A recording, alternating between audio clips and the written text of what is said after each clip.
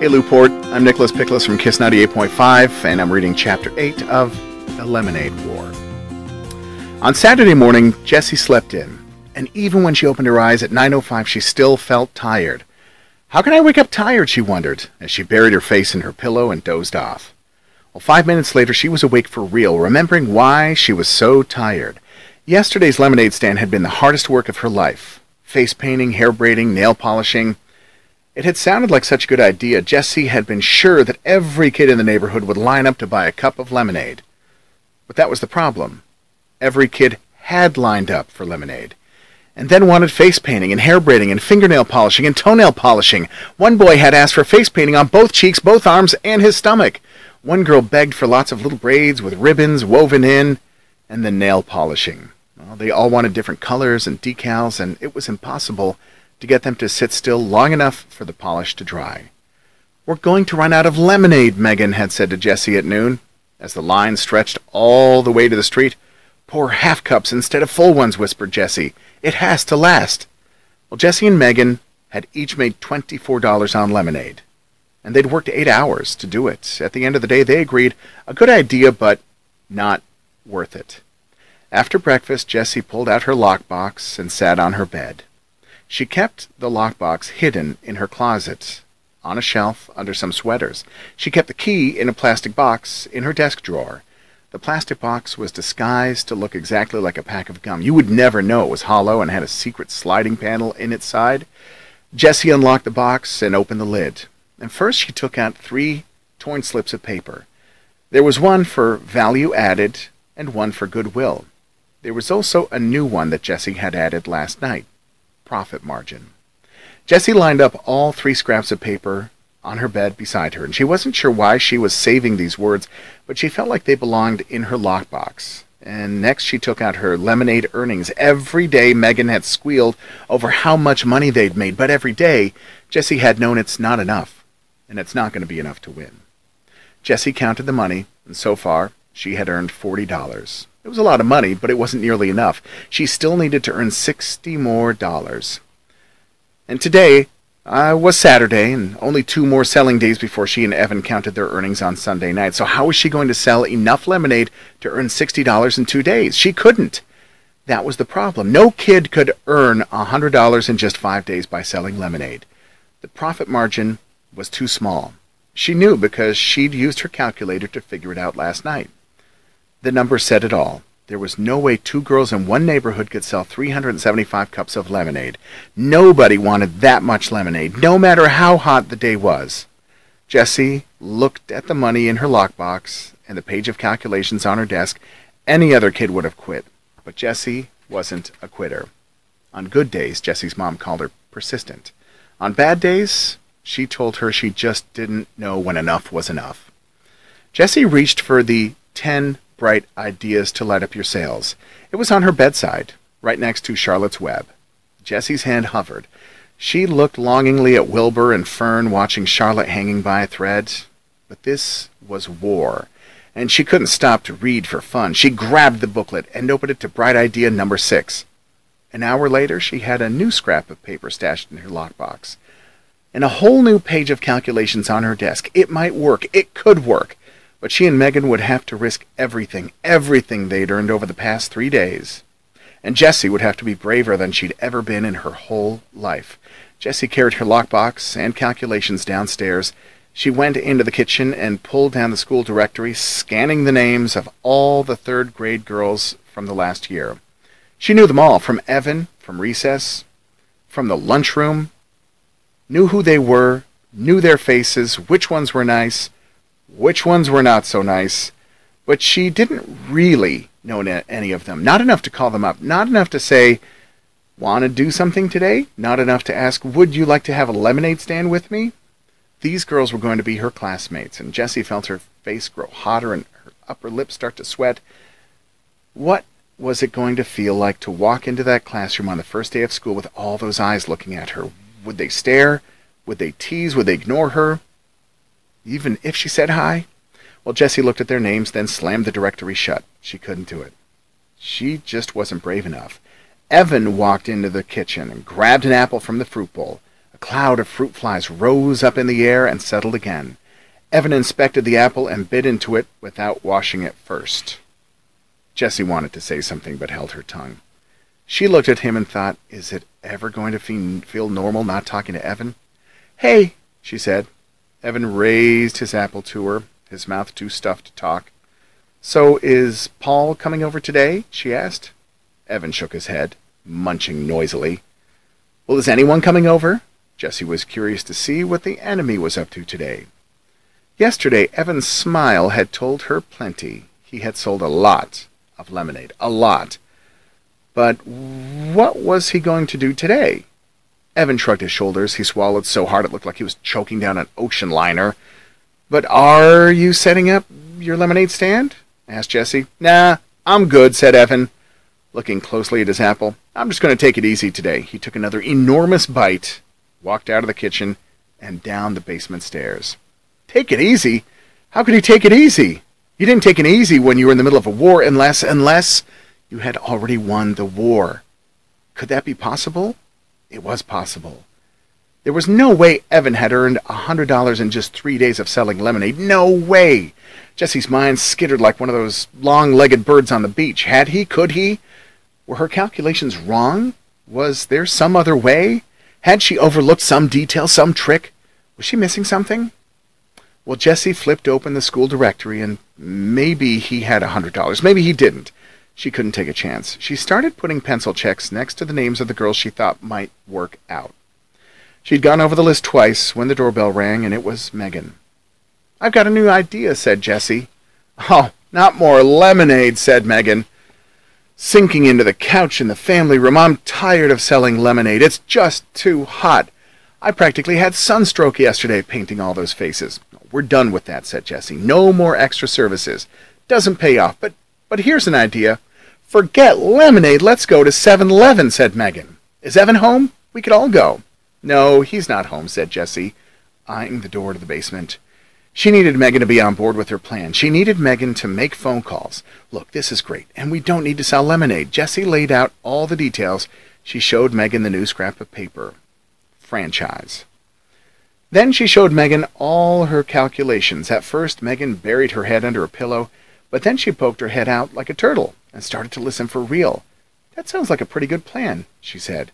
"But is it really going to work?" Jessie looked at her calculations. She'd done them twice. "It should," she said. "I really think it should." She frowned. Suddenly, not so sure herself. "It's a big upfront investment and a lot of work organizing everybody, but once you're set up, we should be able to sit back and watch the money roll in.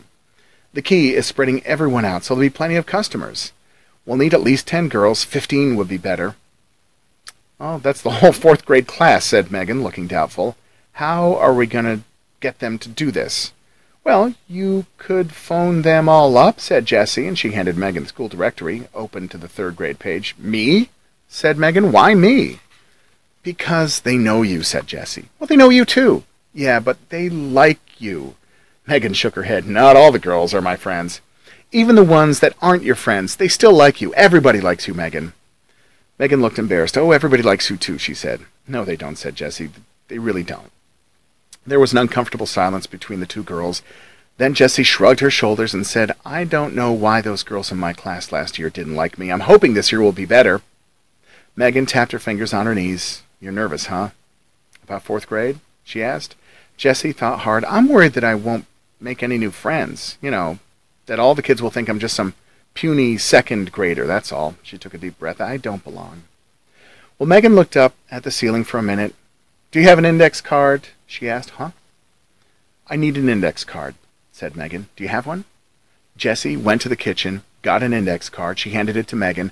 Megan started to write something on the card. "What are you doing?" said Jessie. "I'm writing a comment card," said Megan. "That's something you're going to miss from 3rd grade. We did it every Friday. We each got assigned a person, and you had to write something positive about that person on the index card. Then it got read aloud." She folded up the card, handed it to Jessie. Jessie unfolded the card and read what Megan had written. It said, "You're a really nice person, and you have good ideas all the time. You're fun to be with, and I'm glad you're my friend." Jessie stared at the index card. She kept reading the words over and over. "Thanks," she whispered. "You can keep it," said Megan. "That's what I did. I've got all my comic cards in a basket on my desk, and whenever I'm feeling sad or kind of down on myself, I read through them, and it really helps me feel better." Well, Jessie folded the index cards and put it back in her lockbox. She was going to save it forever like a magic charm.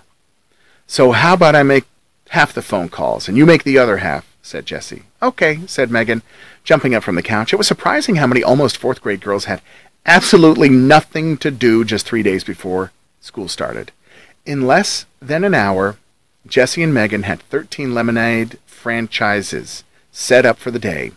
Now, the rest of the day was work, but it was fun. Jessie and Megan attached the old baby carrier to Megan's bike, rode to the grocery store, and spent every penny of their earnings on lemonade mix. 52 cans. They actually bought out the entire store, and the 4 bags of cans filled the carrier like a boxy baby. They also bought 5 packages of paper cups, and when they got back to Megan's house, Jessie tucked the receipt in her lockbox right next to her comment card. Jessie liked receipts. They were precise and complete. A receipt always told the whole story, right down to every last penny. Then they tossed construction paper and art supplies into the carrier and started making the rounds. First stop, Sally Knight's house. She was ready for them with a table, a chair, an empty pitcher, and all set up. Jessie mixed the lemonade. Megan quickly made a lemonade for sale, 75 cents a cup sign, and they left Sally to her business. Now the deal was Sally got to keep 1/3 of the profits, and Jessie and Megan got to keep the rest. After they'd set up all 13 lemonade stands, each with enough mix to make 4 pitchers of lemonade, Jessie and Megan hung out at Megan's house, baked brownies, and watched TV. Then they hopped on their bikes again and made the rounds. Jessie and Megan stopped in front of Sally's house first. The lemonade stand was nowhere to be seen. "What do you think's going on?" asked Megan. Jessie had a bad feeling in her stomach. Something must have gone wrong. Then they rang the doorbell, and Sally came to the door. "Hurry," she said, grabbing their arms and pulling them inside. "My mom goes totally mental when the AC is on and the door's open." "Where's your stand?" asked Jessie nervously, feeling goosebumps ripple up her arms because of the suddenly cool air. Sally waved her hand. "Done," she said. "I sold out like in half an hour. It's so darn hot. We made $24 besides tips." "Do I get to keep the tips?" "Sure," said Jessie. Tips. She'd forgotten about those on her calculations page. Sally handed Jessie some crumpled bills and an avalanche of coins, $8 for Jessie and Megan each. "You want to stay and have ice cream?" Sally asked. "Okay," said Megan. "And we brought you a thank you brownie, for being part of our team." That had been bright idea number 9. After a bowl of the Moose is Loose ice cream, Jessie and Megan headed out. The story was the same at every girl's house. The lemonade had sold out, and quickly, the money just kept rolling in. "I can't believe we made—" "How much did we make?" squealed Megan once they got back to the house. $104 each, shouted Jessie. She couldn't stop hopping from one foot to the other. "I've never seen so much money in my life." Well, Jessie was already running the numbers in her head, subtracting the $80 that she and Megan had spent on the lemonade and the cups. Each girl had made a profit of $64. If they increased the numbers of franchises to 26, they could each make $128 in one day. If they ran the 26 franchises every day for 1 week, they could each make $196. Jessie just pulled out a piece of paper and scribbled a graph. The sky was the limit. Megan pretended to faint when Jessie showed her the graph. "What are you going to do with your money?" she asked from the floor. "Win the war," thought Jessie. Oops, she couldn't say that to Megan. Megan didn't even know about the lemonade war. After all, Megan liked Evan. Jessie suddenly wondered, if Megan knew about the war, whose side would she be on? All at once, Jessie felt as if Evan were a hawk circling above, waiting to swoop down and snatch Megan away. Oh, she was so mad at him. He deserved to lose everything. Is $104 enough to win? Wondered Jessie. Surely Evan couldn't have earned more than that. Still, better safe than sorry. She would work all day tomorrow, Sunday, selling lemonade. "So," said Megan, "what are you going to do with that money?" She was kicking off her sneakers and fanning herself with her magazine. Jessie said, "I'm going to donate all my money to Animal Rescue League." Megan stopped waving the magazine. "Oh, that is so nice of you. I want to donate my money, too." She dropped the magazine and started shoving her money toward Jessie. "Here, give mine to Animal Rescue League, too. On the card, just put both our names."